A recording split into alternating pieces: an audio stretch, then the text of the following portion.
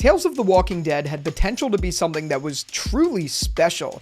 It had the chance to dive into untold stories with characters we love and explore unique corners of the apocalypse, but most importantly, expand the Walking Dead universe in ways that we've just straight up never seen before. However, instead, what we got was an anthology that felt more like a collection of half-baked ideas, tonal whiplash, and quite frankly, wasted opportunities. But most importantly, it sucked. Ladies and gentlemen, I am fully convinced that the Walking Dead community is capable of writing better episodes than the actual people who wrote Season 1 of Tales of the Walking Dead, and I'm not saying that lightly. So today, some fellow YouTubers that you know and love, as well as myself, are going to be crafting the ideal concept for Tales of the Walking Dead Season 2. You may have already seen Swell's video of the same exact topic, which includes many of his ideas, as well as one of mine and Theo Hunt's, but coincidentally, he reached out to me at the same time that I was going to be reaching out to him with literally the exact same video idea, which is crazy. I don't even know how that happens, but that ultimately resorted to us coming up with the idea to do a two-part video of sorts. And for this video, I obviously enlisted the help of Ty to craft an episode, but you will also see an episode from Theo Hunt, Dan's reviews, and The Walking David in this video. These are all creators at the top of their game in their own ways, and I highly recommend that you subscribe to them. I'll definitely be putting their channels in the description and links to them on screen during their parts, so definitely be sure to look out for that. I'm gonna intertwine their ideas with my ideas, and we're gonna have one complete season of 8 episodes. And with all that out of the way, Scott Gimple, look at me, I'm the captain now. The Pact is a gripping, character-driven prequel episode that rewinds the clock to the chaotic first days of the apocalypse, diving deep into the untold story of Shane Walsh and Lori Grimes. The episode opens in a hospital waiting room. Shane, exhausted and distraught, informs Lori that Rick has been shot. As she struggles to process the news along with Carl, the world outside begins to unravel. Sirens wail, news reports hint at civil unrest, and soon chaos spills into the streets. With Atlanta descending into madness, Shane makes a desperate call: get Lori and Carl out of the city at all costs. What follows is a tense, emotional survival story as Shane battles against both the crumbling world and his own inner turmoil. Lori, still clinging on to hope that Rick will wake up, resists leaving, forcing Shane into a brutal truth: Rick is as good as dead. Their journey towards the outskirts of Atlanta is relentless. Looters, the first wave of walkers, and the military locking down roads. As civilization collapses, the two make a silent pact: protect Carl at all costs. This pact, made in desperation, will lay the groundwork for the complicated relationship we later see unfold in The Walking Dead. The episode ends with Shane, Lori, and Carl arriving at the quarry, meeting familiar survivors, and leaving one lingering question: was Shane truly trying to save Rick's family or claim them as his own? And I know what some of you guys are thinking.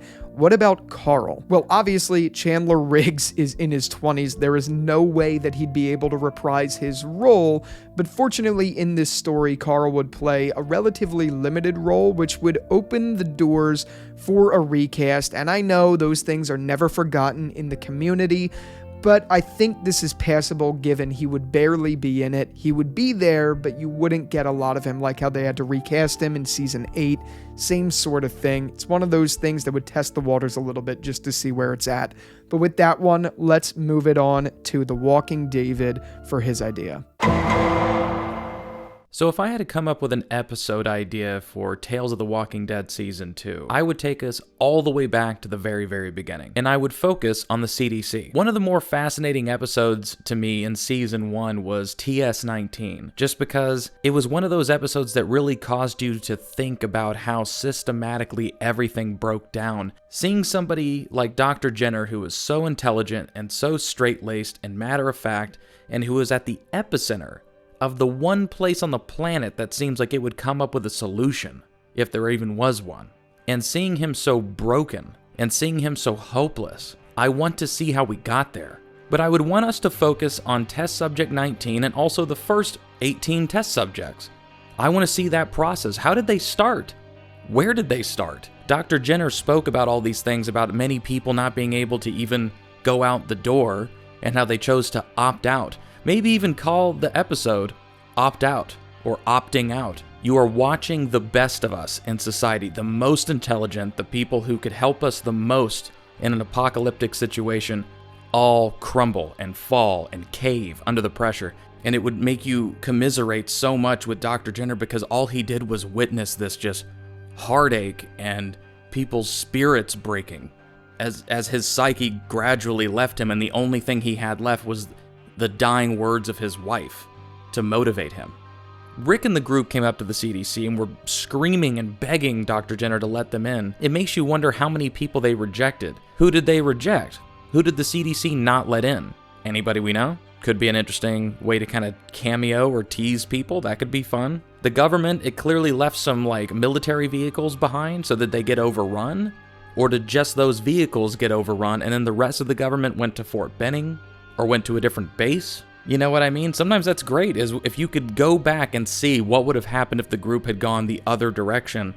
That could also be a very fascinating thing. What's good about this is that other than having to de-age a little bit Dr. Jenner, we haven't seen any of these test subjects. We haven't seen any of these doctors. They are all new to us. We are not rehashing a million old characters and causing actors who have aged significantly to have to reprise their roles, like Jeffrey Dean Morgan trying to play the young version of Negan.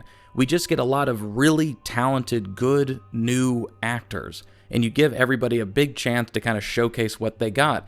And it would feel almost like a medical procedural, almost like an ER, until slowly things just devolve into utter chaos. I would love to get to meet Dr. Jenner's wife, because he said, I just worked here. Losing her was like losing an Einstein. And I would love to see that. I would love to see what we lost. I mean, wouldn't you? Especially when you know that in a matter of months or weeks or whatever it was, the group is going to arrive at the CDC, and just the more that we make us care about those people as they are slowly offing themselves and giving up, and then she finally sacrifices herself, and the episode basically ends with Dr. Jenner putting a bullet in her, it will just make us almost retroactively feel what the group felt on an even deeper level, and also understand Dr. Jenner on an even deeper level. I think it's a really good idea. So if I were doing it, if I were going back in time at all in the timeline, I'd go back to the very beginning. Zombie films of any kind, they always seem to get the fall right, okay? Even a show like The Last of Us that kind of petered out towards the end of the first season, dude, those first 2 episodes about the fall, fascinating. The part where they're in Indonesia and you're watching this doctor basically just give up, kind of Dr. Jenner style, and just go, bomb the entire place. It would give you chills for the first time in The Walking Dead, and who knows how long. That's what I would do. We always talk about Morgan Jones as the man who saw red, but what if we actually saw it? What if we lived through it with him? I Saw Red picks up in the immediate aftermath of Morgan's son's death. We watch Morgan break in real time. His grief doesn't come in waves, it drowns him all at once. With no sense of self, no reason to live, and no tether to reality, Morgan descends into pure madness. The episode follows him as he roams through the ruins of King County, talking to ghosts, arguing with himself, and slaughtering anything that moves. Walkers, dead in seconds. Survivors, they might not fare much better. His mind deteriorates, his world twists into paranoia and hallucination. Time just loses meaning. But then, he meets a group of people, silent, wearing the faces of the dead, watching him from the trees. They never speak, they never attack, they only observe. At first, Morgan thinks they're hallucinations, but they're real, and they see something in him, a broken man, just like them. They try to recruit him, but Morgan, unstable yet still human, rejects them violently. He escapes, but not before seeing what they really are. monsters who embrace the dead in ways that he never would, an eerie foreshadowing of the whispers and the horrors of that yet to come. The episode ends with Morgan fully entrenched in his madness, carving his warnings into the walls, trapping the streets, preparing for an enemy that doesn't exist. He is no longer the man he was. He is clear Morgan that we meet in season 3. And as he stands alone in his fortress of pain, we hear the faintest echoes of voices approaching: Rick, Carl, and Michonne. This is the untold story of Morgan Jones, the moment he lost his mind, the moment he became clear.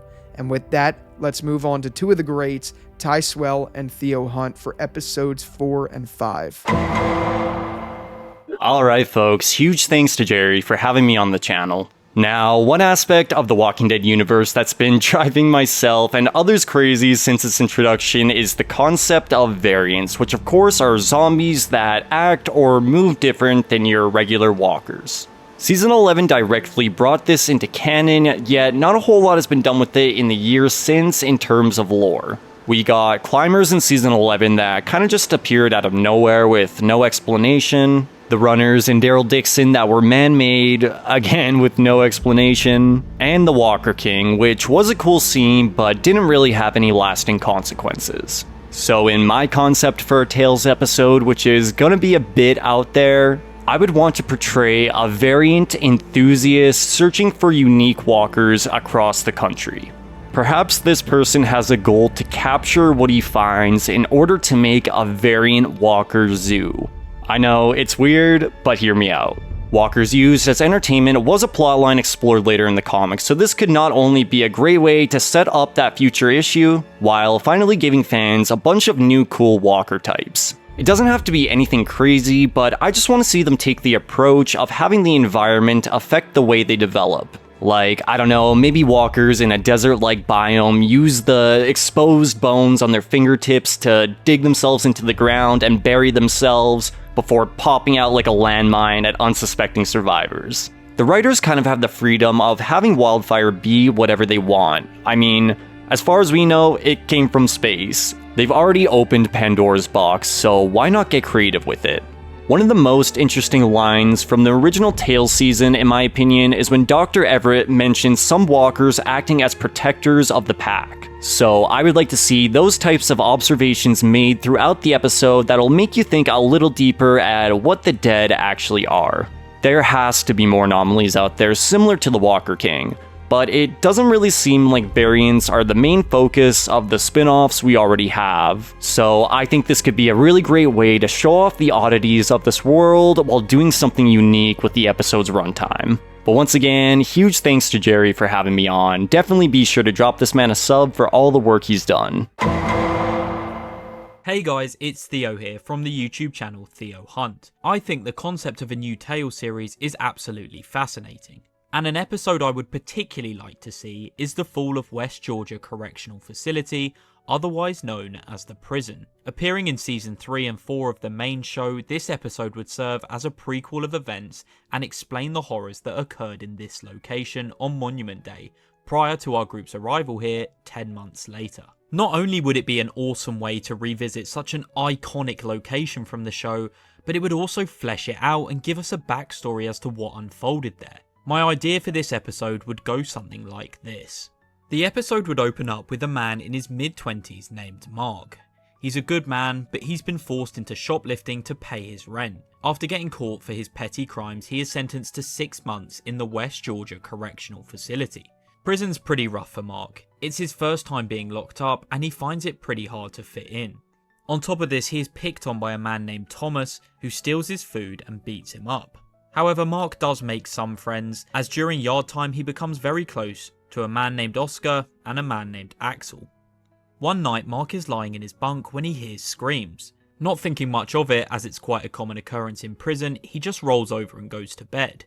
But the next morning, he wakes up to the guards carrying out a lifeless corpse from the cell below him.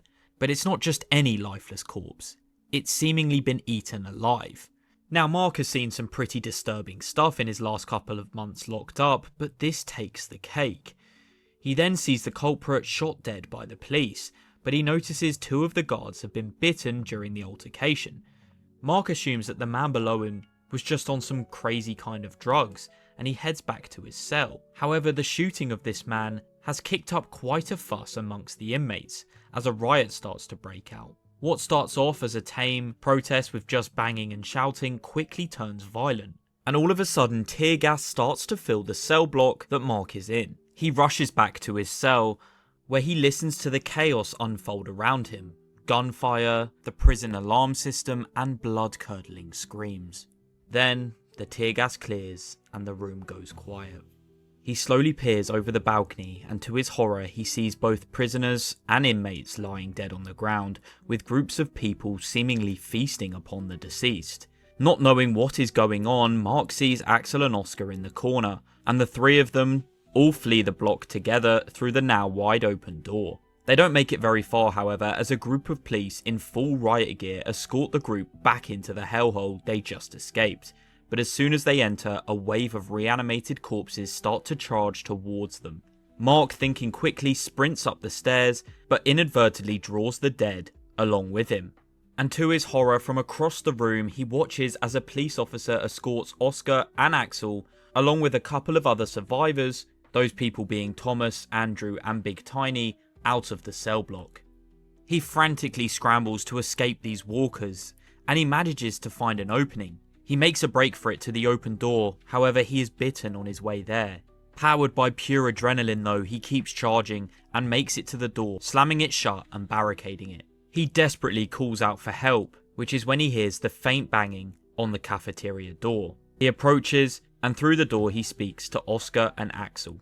They explained how they've been locked in here, and he begs them to let him inside, but they have no way of getting out. They are just as trapped as he is. A now defeated Mark slowly slumps to the floor, and within 12 hours, the disease gets the best of him, and he dies right there in the corridor, just outside the cafeteria. The camera pans away as we see his hunched over corpse. 10 months pass, and we see that Mark actually becomes the walker that eventually bites Herschel's leg in the episode Seed, which causes him to get it amputated. This episode would not only flesh out the iconic building which is the prison, but also delve into the tragedy that unfolded that day. Oh, and it would also give us the backstory to the walker that bit Herschel, which I think would be quite cool. But hey, that's just my idea, and a huge thank you to Jerry for having me on the channel. In the aftermath of the Commonwealth's collapse, Maggie Rhee and Negan Smith find themselves at a crossroads.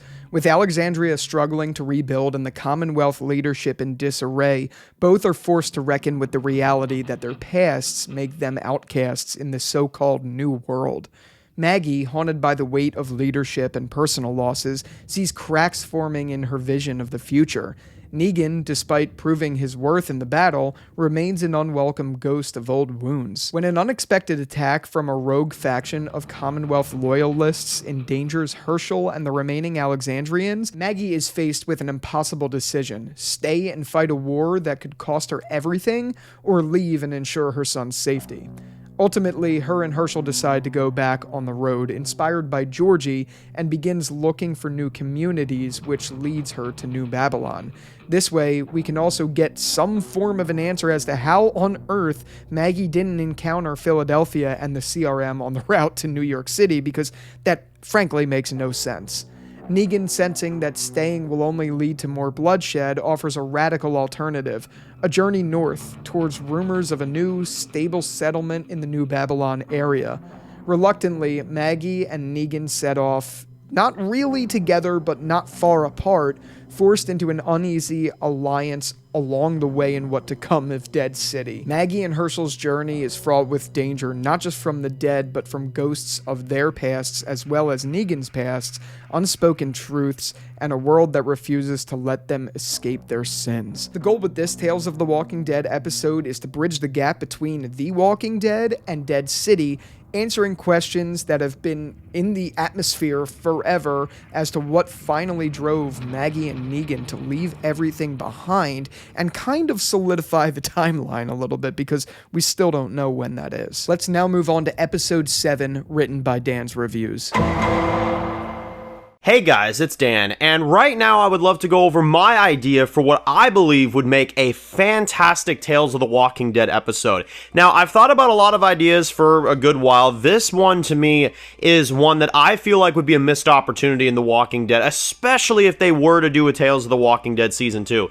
I would personally go with a Half Moon episode where you discover what Beta went through, as a normal performer. Now, we know he was famous back in the day. We never, ever got flashbacks of him during his time on the road, during his music life, and during that whole situation. And obviously, we know that he had someone that was really close to him that he lost, and we found out about that in Season 10, but we never actually saw it. I always felt robbed of the fact that in episode 14 of season 10, we didn't see flashbacks of him doing that. But I do believe the Tales of the Walking Dead could actually make up for that if they actually had the confidence to do an episode like this. And at least for me, I think this would be a fantastic idea because, again, this is a character that I think fascinates everybody. Everybody always wanted to see more of Beta. Everybody always wanted to see more of his character. And think about this for a minute, okay?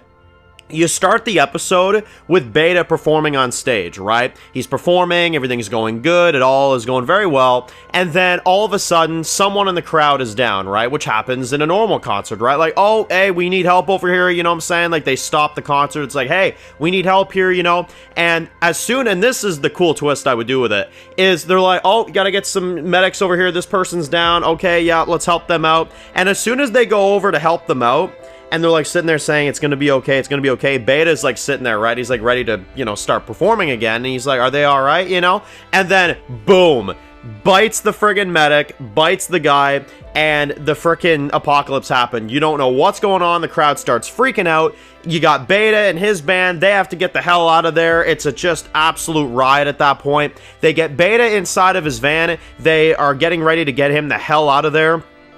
And let's say there's zombies that are really close, right? Like walkers are getting really close. And Beta gets inside of his van. And because of the fact that they have to go, Beta tries to get his bandmates inside of the van in time. But they have to get out of there. And the driver takes off while Beta is the only one in the van, and he accidentally, because the driver left so quickly, Beta left his band members outside of the van, and all you see as Beta is driving off in the van is his bandmates getting devoured by walkers. That would be so incredible. And you would then see Beta, he would, have a lot of trauma at that point. You'd see the city going dark as you see Beta's perspective inside of this van being protected by his people, and his band members are all dead, and now he has to live with that guilt. And I think that'd be incredible. As you got Beta, he, of course, maybe we develop that guy that he, had the face mask of, maybe we develop him, we see how he died, you know what I'm saying? And we really flesh that out all the way up until the moment where Alpha found Beta alone in that, hallway. And then you could sync up the timelines and maybe kind of give a brief recap of what Beta became, as at the end of the episode, you see Beta, as, the man himself, and you see him there wearing his best friend's face as the episode concludes. I think that would be a fantastic idea, and I think that would be an incredible way to just really solidify the darkness of the world, and something that I believe really could be good. You could literally use soundtracks of Beta's music in these, scenes in these episodes. Let's say you have a tragic scene where Beta loses somebody he cares about. You could have a sad song that he performed on his album overplaying that scene. Like, you have such an opportunity with an episode like that. I honestly think they'd be crazy not to do it. I can't believe they haven't done it up till this point.